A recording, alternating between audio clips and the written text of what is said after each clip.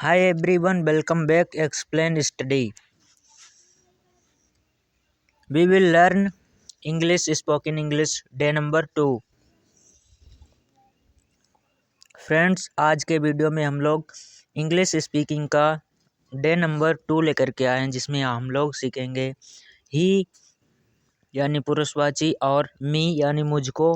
इन सभी जो हमारे सब्जेक्ट या फिर ये हमारी वोकेबुलरीज होती हैं, इनको हम प्रोनाउंस करना सीखेंगे। और इसमें कई सब्जेक्ट और इनको जो छोटे छोटे शब्द वर्ड होते हैं डेली यूज़ में जो बोले जाते हैं, उनको बोलना सीखेंगे। तो आइए स्टार्ट करते हैं।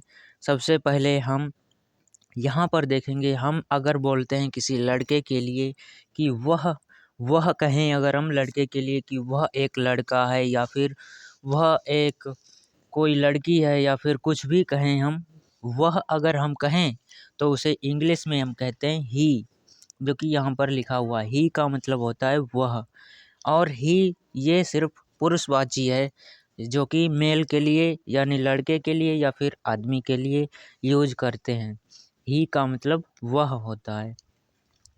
और यदि हम ये कहना चाहें कि लड़की के लिए वह, तो सर यहाँ पर क्या लगाएंगे? तो यहाँ पर देखिए, हमें लड़की के लिए सी लगाना पड़ेगा, जो कि यहाँ पर आपको दिख रहा है।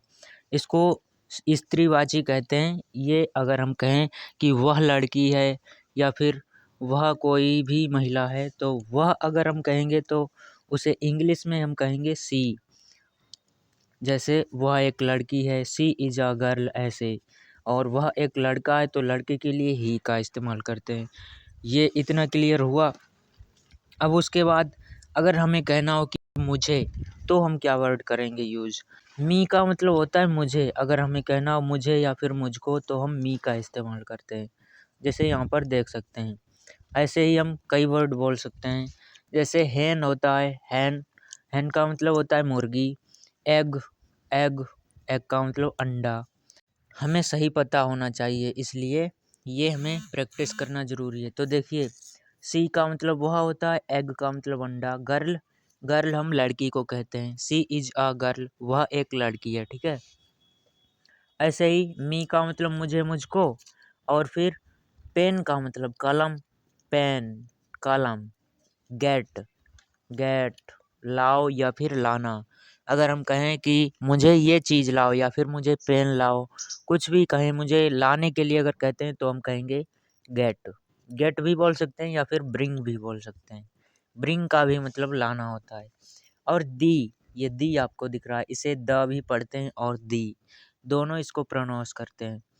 दी का मतलब होता है वह। तो फ्रेंड्स, आपने ये समझे कि इनको हम बोलेंगे कैसे, इनको प्रोनाउंस कैसे करेंगे। ऐसे हम कई सारे वर्ड बोल सकते हैं, छोटे छोटे जो सेंटेंसेस होते हैं उनको बोल सकते हैं। आइए देखते हैं। तो अ हैन, हमने पिछली वीडियो में आपको बताया था। अगर आपने पिछली वीडियो नहीं देखी है तो जाकर प्लेलिस्ट में देखिए, हमने प्लेलिस्ट बना दी है और वहाँ पर आपको डे 1 से लेकर के सभी वीडियोज़ मिलेंगे। अब हम, ये हमारा डे नंबर 2 है। इसमें हम सीख रहे हैं कैसे बनाया जाता है वर्डों को, और सब्जेक्ट के साथ कई वर्डों को मिलाकर पढ़ना सीखेंगे। जैसे यहाँ पर है ए हैन। ए हैन का मतलब होता है एक मुर्गी। ए का मतलब एक होता है, ये हमने पिछली वीडियो में बताया था। ए और एन का मतलब। एन एग, यहाँ पर एन एग है। एन एग का मतलब होता है एक अंडा। देखिए, एन का मतलब एक है और एग का मतलब अंडा। कुछ भी कठिन नहीं है, इनको आप प्रैक्टिस करें तो आप बोल सकते हैं। फिर द पेन, दी पेन, इसको दी पेन पढ़ेंगे। एक कलम, एक कलम। दी मैन, दी मैन, एक आदमी। मैन का मतलब होता है आदमी। ऐसे ही हम कुछ सेंटेंस छोटे छोटे हैं, उन्हें बोल सकते हैं। देखिए, दी हैन रैन, दी हैन रैन, इसका मतलब क्या होगा? रैन का मतलब हमने पिछली वीडियो में बताया था। हैन का मतलब मुर्गी और रैन का मतलब दौड़ी या फिर दौड़ा, दौड़ना रैन का मतलब होता है। तो दी हैन रैन, वह मुर्गी दौड़ी। देखिए, दी का मतलब वह है, तो यहाँ पर दी hen ran, वह मुर्गी दौड़ी। क्लियर, ऐसे ही हम बोल सकते हैं। ऐसे get an egg, get an egg, इसे कैसे पढ़ेंगे? देखो हमने अभी बताया get का मतलब होता है लाना, तो यहाँ पर हम an egg, n का भी मतलब एक होता है, तो एक अंडा लाओ, यहाँ पर इसका मतलब है एक अंडा लाओ। get an egg का मतलब एक अंडा लाओ, ठीक है। और ही ran, ही का मतलब अभी हमने बताया लड़के के लिए वह इस्तेमाल करते हैं, तो यहाँ पर ही ran का मतलब होगा वह दौड़ा, ठीक है। ran का मतलब दौड़ा। सी sat, अब सी अभी तो हमने बताया, आपको नहीं पता है ऐसा नहीं हो सकता है।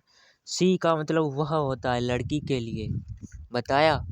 तो सी sat, sat का मतलब होता है बैठा या फिर बैठी, लड़की है तो बैठी, लड़का होता है तो बैठा होता है, ठीक है। तो सी sat, वह बैठी।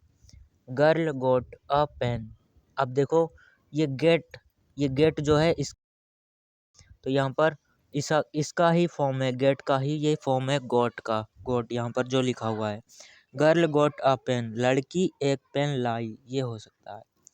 गर्ल गोट अ पेन, ये है इसका मतलब, गर्ल का मतलब लड़की और गोट अ पेन, एक पेन लाई, ये। और दी मैन सेट, वह आदमी बैठा है, ठीक है। वह आदमी बैठा है, दी का मतलब वह होता है मैन, बैठा है, और सेट का मतलब, मैन का मतलब आदमी और सेट का मतलब बैठा है, तो वह आदमी बैठा है। ये था आज का फुल डे, और यहाँ पर भी थोड़ा है जो कि हम यहाँ पर कल सीखेंगे। तो आज के क्लास के लिए इतना ही, थोड़ा थोड़ा रिवाइज करिए और इनको अच्छे से पढ़िए, इनको याद करिए। तो मिलते हैं अगले वीडियो में, अगर पसंद आया तो लाइक सब्सक्राइब एंड शेयर ज़रूर कीजिएगा, चैनल पर नए हो तो सब्सक्राइब कर लीजिएगा ताकि ऐसे ही वीडियो आप तक पहुंचते रहें।